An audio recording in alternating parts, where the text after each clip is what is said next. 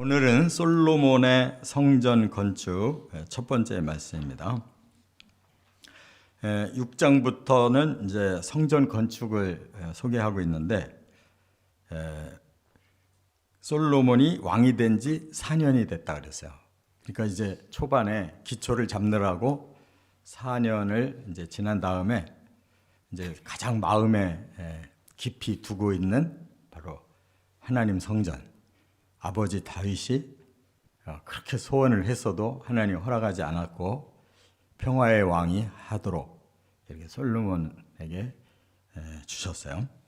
그래서 솔로몬은 이제 성전을 짓는데 7년이나 걸려서 정말 지금도 고대 건축물 보면 막 돌을 어마어마하게 큰 거를 반듯하게 잘라서 이렇게 만들어 놓은 것처럼 그렇게 대단한 성전을 지은 거예요. 그런데 그 성전이 다 사라졌어요. 그래서 우리는 지금 이 성전을 이렇게 저렇게 졌다. 우리가 상상해 보면 아주 웅장하고 굉장히 최고급 재료를 사용하고 하여튼 그 시대의 최상의 건물로 성전을 졌어요. 그런데 하나님이 그 성전을 오래 가지 못해서 외국이 침략해서 완전히 다 파괴됐다는 것은 하나님이 파괴될 수가 없는 거잖아요. 하나님의 뜻이 아니기 때문에 파괴되는 거예요. 그러니까 우리는 눈에 보이는 거창한 것이 중요한 게 아니고 그 성전의 의미가 살아있느냐 죽었느냐를 살피는 게 중요하다 그 말이에요. 그래서 세 가지로 말씀을 나눕니다. 첫째, 1절에 보면 그 기간을 여기서 확실하게 설명해 줬어요. 1절에 이스라엘 자손이 애굽 땅에서 나온 지 480년이요. 지금 시작을 어디서 얘기하냐면 이스라엘 자손 70명이 가나안 땅에서 살다가 나왔잖아요. 그 애굽으로 가서 살았고 거기서 또 다시 이제 가나안 땅으로 오게 됐잖아요. 그 애굽 땅에서 이제 노예였다가 나온 지가 지금 480년 됐다는 거예요. 그 말은 이제 480년에서 40년 빼면 그 광야 생활이고 그 나머지 440년은 지금 가나안 땅에서 자리 잡고 지금까지 살았다 그 말입니다. 드디어 하나님의 성전이 가나안 땅 한중간 예루살렘에 그 시온 산봉우리에 세웠다 그 말입니다. 자, 그러면 여기서 뭐가 중요하냐? 애굽 땅에서 나와서 가나안 땅에서 430년을 산 다음에 최초로 하나님의 집이 생겼다는 거. 이게 중요한 거예요. 얼마나 잘 졌냐가 중요한 게 아니라 하나님이 주인이신 그 땅에 하나님의 집이 생겼다. 그게 중요한 거예요. 그러면 그 백성들은 하나님의 백성이 되고 그 나라는 하나님이 축복하시는 나라가 된다는 거예요. 이게 천국을 이 땅에서 볼 수 있도록 예표로 세운 나라란 말이에요. 할렐루야. 그러니까 항상 하나님은 이 땅에서 하시는 일은 다 예표예요. 그걸 진정으로 실체를 하늘에서 만들어 보여주겠다는 거예요. 그렇기 때문에 여기 자세하게 얘기했잖아요. 솔로몬이 이스라엘 왕이 된 지 4년 15월 곧 둘째 달에 솔로몬이 여호와를 위하여 성전 건축하기를 시작하였더라. 뭐 날짜가 뭐가 그리 중요하다고 이렇게 아주 세밀하게 15월이라는 그 달에 그때가 둘째 달인데 그때 시작했다. 왜 이렇게 말씀하겠느냐? 여기서 말하는 그 15월은 유대력으로 따지면 2월 달이고 우리가 사용하는 지금 태양력이 달력 그걸로 따지면 3, 4월경 봄에. 자, 그러면 그 3, 4월에 우리는 지금 어떤 절기를 지키고 있느냐 중요하죠. 예수님이 주인공이잖아요. 3, 4월에 뭐가 있어요? 유월절이 있잖아요.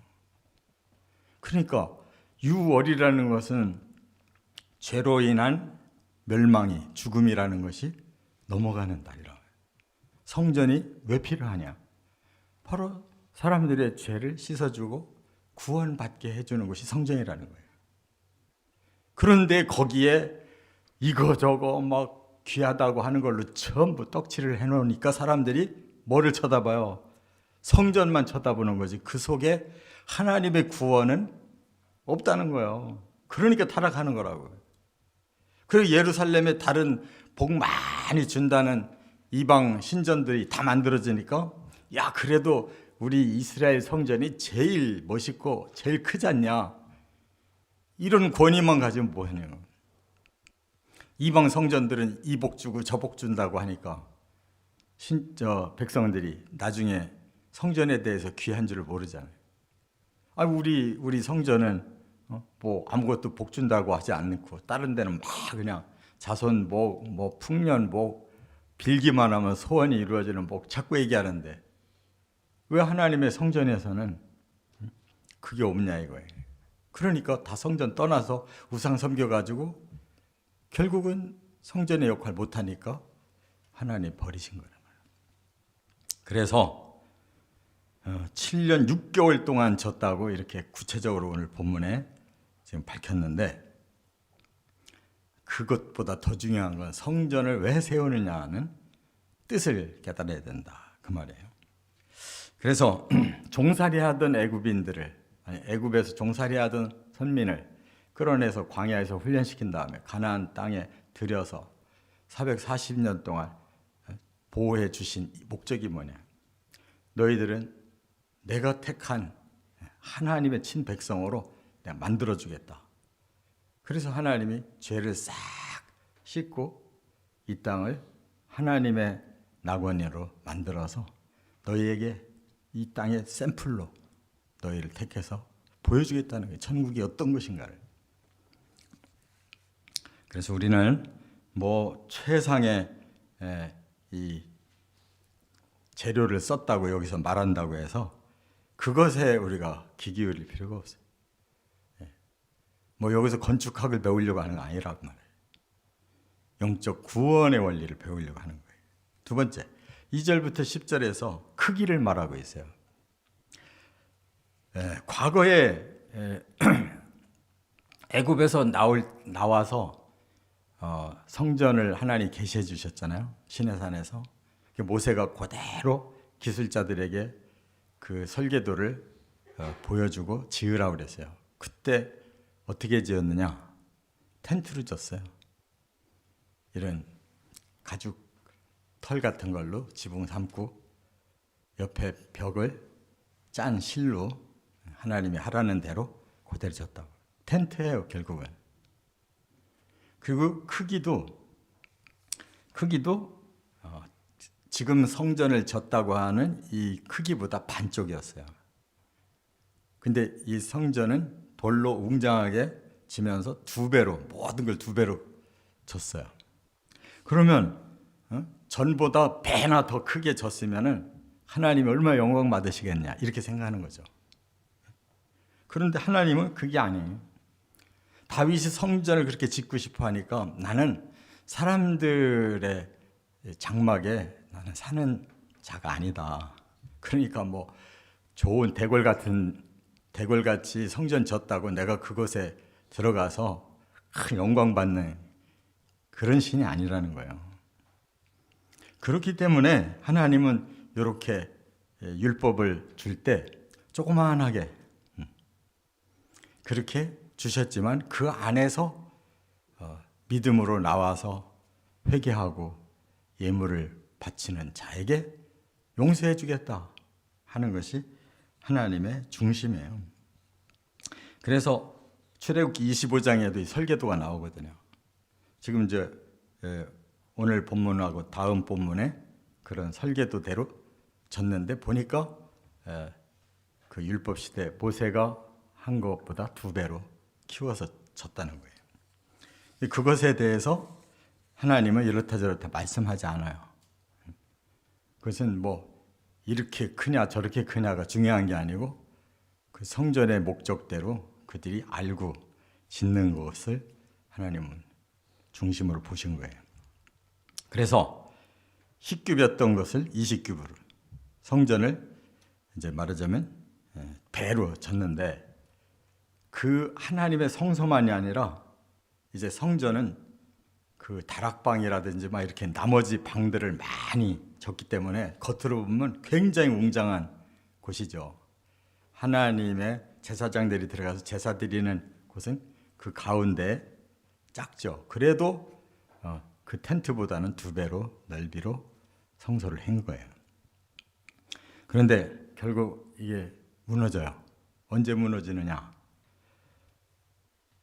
북이스라엘과 유다로 나눠져 가지고 북이스라엘은 먼저 싹 망해버렸고 남유다가 남아 있었잖아요. 근데 바벨론이 쳐들어와서 쌍그리 없어졌어요. 성전 자체가 완전히 없어지고 예루살렘 성도 싹 무너졌다고요. 그게 몇 년이냐? 586년에 BC 586년. 그러니까 다윗이 시작된 그 하나님의 나라가 1000년, BC 1000년이었다고요. 500년도 못 간 거예요. 다윗이 세운 나라가 500년도 못 갔다. 우리 조선이 500년이잖아요. 그 기간도 못 돼요. 그래서 완전히 깡그리 다 망한 거예요. 500년 안에.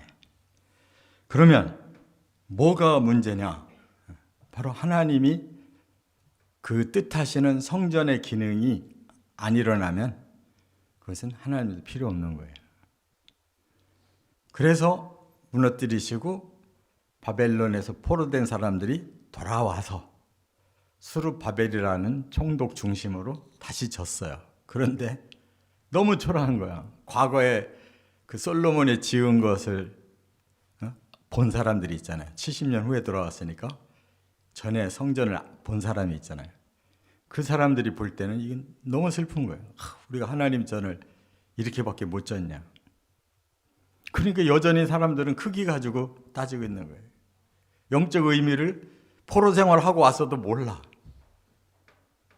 그러니까 결국은 그것마저 또 무너지는 거예요. 그래서 결국 예수님이 예언하신 대로 서기 70년에 로마에 의해서 완전히 무너졌어요. 헤롯이라는 왕이 그거를 자기가 인정받으려고 더 크게 스룹바벨 성전을 더 크게 증축을 해가지고 과거 솔로몬 시대에 성전 비슷하게 크게 전왔는데 서기 70년에 다 무너졌어요. 예수님이 예언한 대로 돌 위에 돌 하나가 안 남았단 말이에요. 지금까지 없잖아요. 근데 이스라엘 보수주의자들은 지금 성전 세우는 게 최고의 지금 목표예요. 그것이 적그리스도와 함께 세우는 거예요. 그게 문제인 거예요. 그래서 하나님의 성소에 죄를 씻기 위해 하나님의 제사장이 들어가야 되는데 적그리스도가 들어가려고 한단 말이에요. 거기서 자기의 정부의 대통령실을 만들려고 한단 말이에요. 그러면 하나님이 가만 놔두겠냐? 그 뿌시지. 이거를 못 보면은 우리는 성경을 못 읽는 거예요. 근데 그냥 뭐 솔로몬 시대에 막 이렇게 하나님이 축복하시고 막 이렇게 영광 받으시도록 지상 낙원이 되었다. 뭘 지상 낙원에?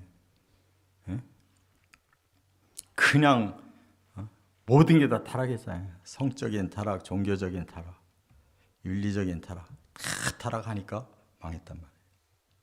그래서 여기서 비밀 그 말씀 하나 우리가 더 배워야 돼요. 성전 터가 어떤 의미가 있었는가를. 그게 왕이 자기 명예를 올리려고 다윗이 인구조사 시켰다가 7만 명이 재앙을 받았잖아요. 근데 그 어떻게 7만 명으로 끝났느냐? 하나님이 타작마당을 거기서 여호와의 사자가 나타나서 보여주시고 거기서 제사 드려라. 속죄 제사를 드려라. 그러면 용서하고 끝낸다. 그래서 다윗이 거기 가서 속죄 제사 드리고 깨달은 게 뭐냐? 아, 여기가 하나님의 성전터구나. 하나님이 여기 오신 거구나. 그 여호와의 사자가 예수 그리스도란 말이에요. 예수 그리스도가 구약에서 나타날 때는 항상 구원의 문제로 나타나신다. 그래서 자기 돈으로 헌금해가지고 성전터를 마련해 놓고 죽었단 말이에요. 바로 그 자리에다 졌는데 역대하 3장에 그 비밀이 나와요. 1절에 보면 그곳은 오르난의 타작마당이었고 그곳은 모리아 산이었다. 모리아는 누구 때 계시한 거예요? 아브라함 때. 거기로 3일길을 이삭을 데리고 가서 거기서 네가 아들을 바쳐서 나에게 제사 올려봐라 그래. 실행을 하니까 중단시켰잖아요. 그 모리아 산이 다윗 시대에 다시 계시됐는데 거기가 오르난의 타작마당이었단 말이에요. 그래서 역대하 3장에서 이 비밀을 풀어주는 거예요. 1절에서. 거기가 바로 모리아 산이었다. 하나님의 계획은 아브라함 시대에 거기가 사람들의 죄를 씻어주는 하나님의 성소다. 다윗에게도 사람들의 죄를 씻어주는 하나님의 성소다. 계시를 해준 건데 솔로몬은 그게 중요한 게 아니에요. 내가 이 나라의 왕으로서 세계 최고의 하나님 성전 짓고 하나님께 영광 돌리겠다. 하나님께 축복받겠다. 이거예요.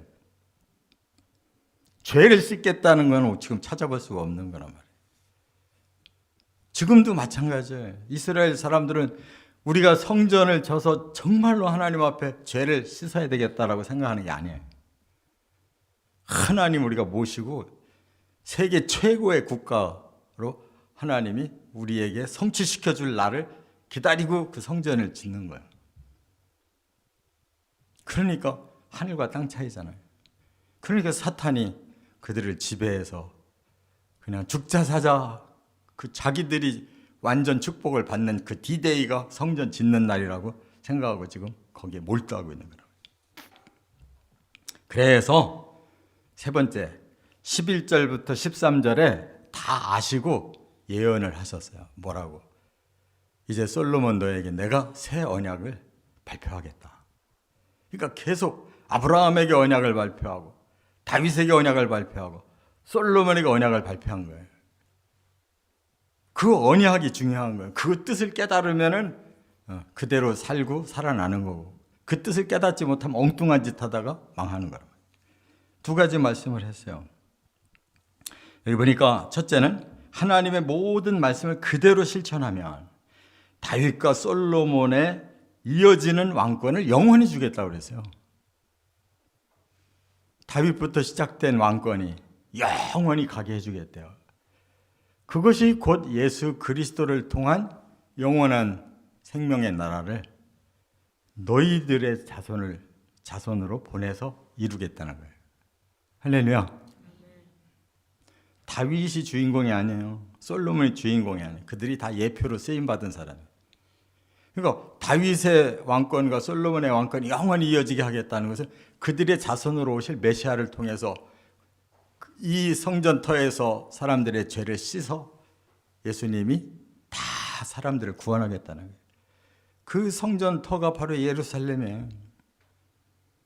거기서 예수님은 그 동구 밖에서 그 죄수로 죽으셔서 그 성전에 자신을 바쳐서 희생 제물이 됐기 때문에 바로 그 예수 그리스도를 통해서 새로운 생명을 얻는 사람들이 살아나면 그들이 하나님 백성이란 말이에요.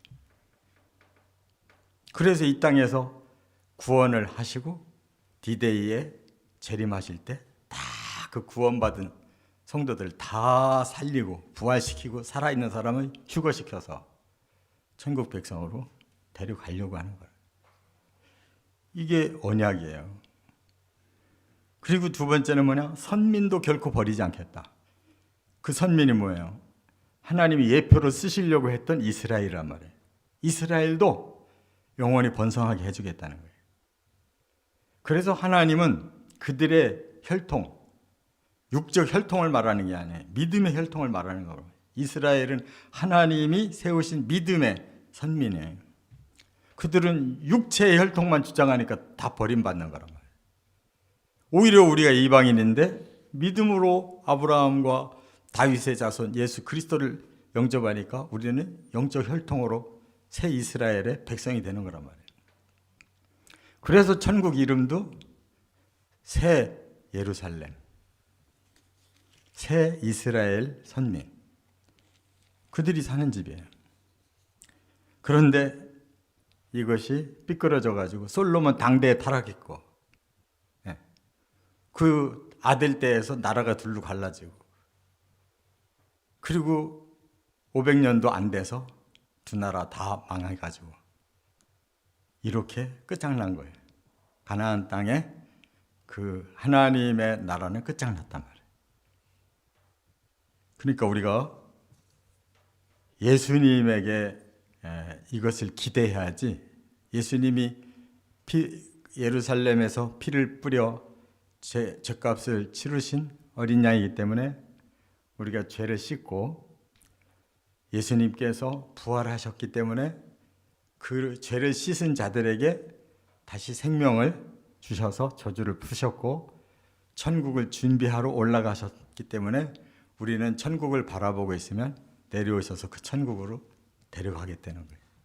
요것밖에 남은 게 없어요. 하나님의 영적 성전을 사모하시고 살아가시길 주의 이름으로 축원합니다.